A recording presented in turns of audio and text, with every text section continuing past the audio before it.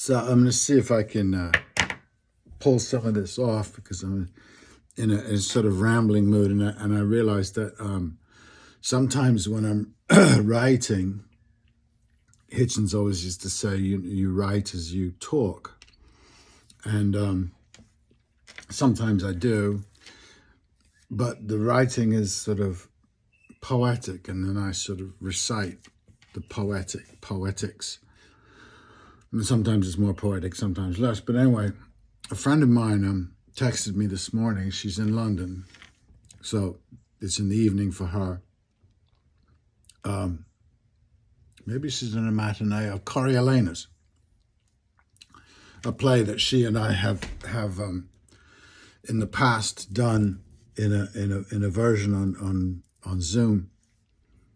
A deeply fascinating play, and she's watching this production at the National. I don't need to say any more about it because I'm not there. We're not watching it. She's having an awful time with the staging and the performances. One of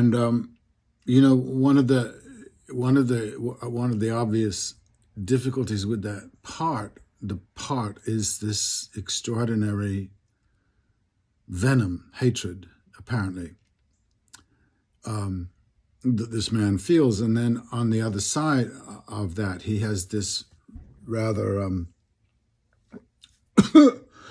extraordinary generosity of spirit also. And so I was thinking about, I watched an interview with Bob Dylan. I guess the interview was 86, 84, something like that. He's being interviewed by a woman, and he is famously, as anybody knows who's followed his career and his public pronouncements, not his songs so much, some of his songs. He's very acerbic, very cryptic and angry, appears angry. And but in this case, he's talking to a young woman, and at first you go, well, yeah, he's kind of, but it's not that. He's not. That's not the transformation. He becomes another person. He becomes somebody who is just like another personality. So thinking about the Coriolanus thing and thinking about the contradiction of this white heat at the rioters at the beginning of the play, and I played the part in this version that we did, not because I wanted to. I'm far too old, but because nobody else would do it, and it doesn't really matter that much with Shakespeare. What I realized is that the hatred that he's delivering to this rabble is not because he's an aristocrat, as far as I can tell. It's because they're stupid. And that's a different kind of thing. It's not a class predisposition. And then he has this extraordinary, apparently contradictory relationship with his mother, except that it isn't a contradiction because, in a sense, he's practicing, it seems, he's practicing his warrior mode on these rioters, mutineers, or whatever you want to call, curs, he calls them. And it's very interesting that what that might be about. What does a man who is aware that he transforms on the battlefield, he becomes something else, rather like an actor does, in some sense. Some actors, you enter into the fray when you play Hamlet or I think Hamlet's the most put upon, but in a sense you're always in the fray because you're taking on a massive challenge. Apart from anything else, you've got to remember a zillion lines and keep them in order in front of a lot of people who you don't know. Some you might know. But anyways, it's this notion of this great confronting this, and he does say we will vent our musty superfluity, as if, you know, he's been on vacation for a week, and as any workaholic knows, you get itchy to get back to your work, and if your work is war, you get itchy for it. We've millions of movies about that. Anyway, so I guess the reason this is running around my brain is that listening to this Dylan interview is that the interviewer is very good. It's not just that she's an attractive young woman. She's actually very, very good. And at the end of the interview, he says, "You're very good."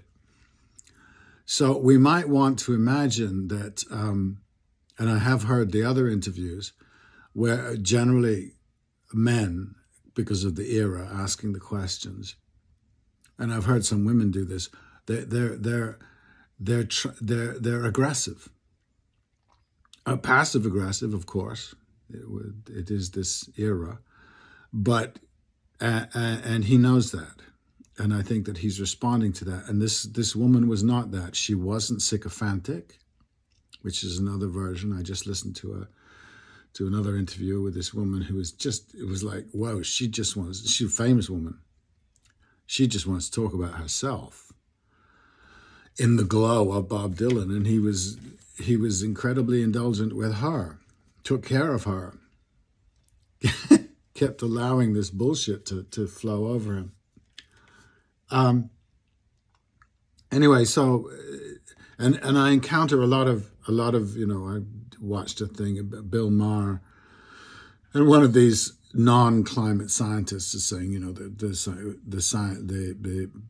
climate change is not that big a deal. And so you read the comments, and all of these guys, all men generally, stating these facts, stating this unbelievable amount of, no, this is what it is. This is how it is. And it's not so much what they believe, but their need to believe it and their need to express it in this fashion, as if their manhood is tied up with this kind of adamance, which is very interesting when you consider what's going on in the world today. And if one tries to change the situation fundamentally, you're going to run into these guys, and perhaps rather like Coriolanus, they're practicing something. Coriolanus is honest because he actually goes into battle.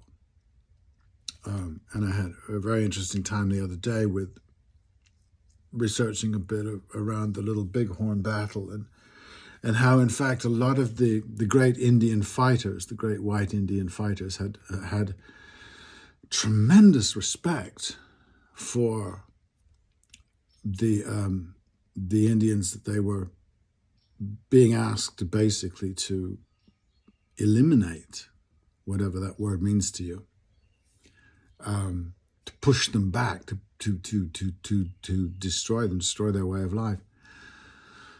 And the General Crook, in particular, who was considered to be the greatest Indian fighter, but you know that it's a road that I'm going down, is what do we do with that tendency towards aggression, that projected fire?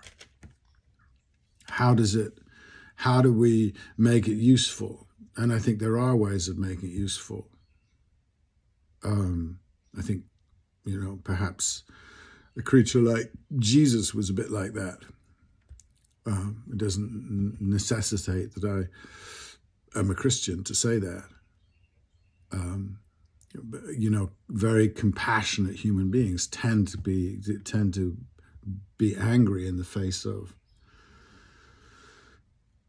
Bob Dylan getting angry in the face of real stupidity. So if you listen to these interviews, and then again, it's the same guys, the same people saying, well, Bob's an asshole and he's behaving like this and he's behaving like that. And I can see that.